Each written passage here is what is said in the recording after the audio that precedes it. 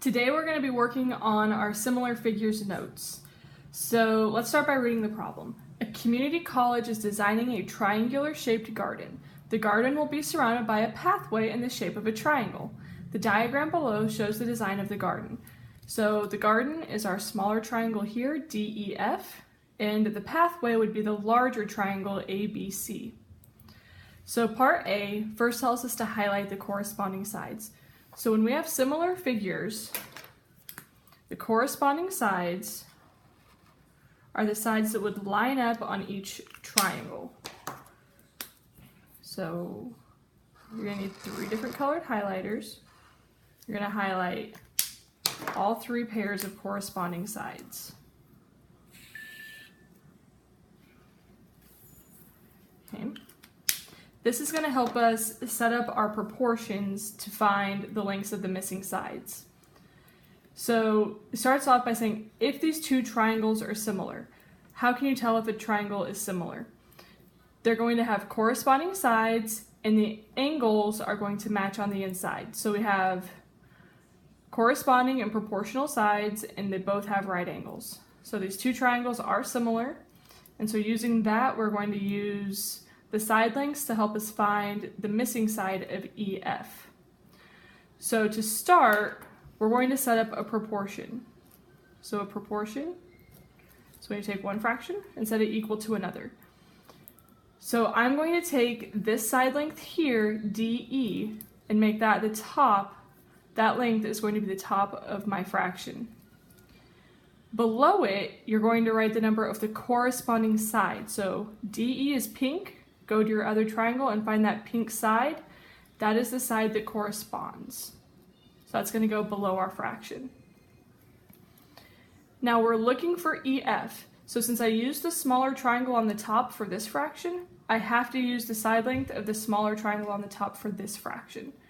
So EF, since we don't know what that is, that's going to be our variable. That's our x.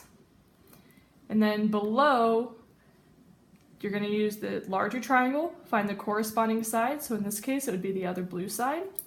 We're going to have 120. So this is our proportion.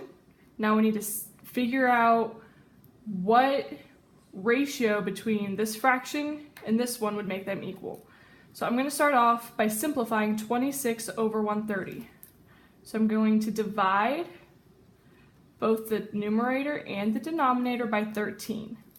26 divided by 13 is going to give us 2, and 130 divided by 13 is going to give us 10. Now, that's still not simplified all the way, so let's simplify it one more time. Divide by 2 on the numerator and the denominator, and that's going to give us 1/5. So this is 26 over 130 in its simplest form. So I'm going to take 1/5 and set that equal to x over 120. So now, how can I get 5 into 120? You're going to multiply by 24. And what I do to the bottom, I also have to do the top. So I'm going to multiply 1 times 24, and 1 times 24 gives us 24. So I know that x is equal to 24, and the length of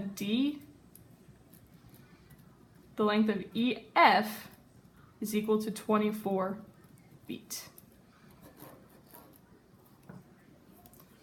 So now, last question wants to know, what is the ratio from triangle ABC to DEF? So we're starting with ABC to DEF. So we're going to take our larger triangle and we're going to make a fraction using our smaller triangle. To find the ratio, you're going to do a new side length over an original side length. It doesn't matter which pair of corresponding sides you pick, you can use any of them. So I'm going to use the pink sides.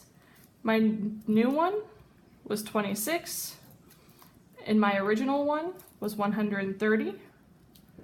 And then you're going to simplify that again, and we've already simplified that. We know it goes down to 1/5, and so that would be my ratio between triangle ABC and triangle DEF.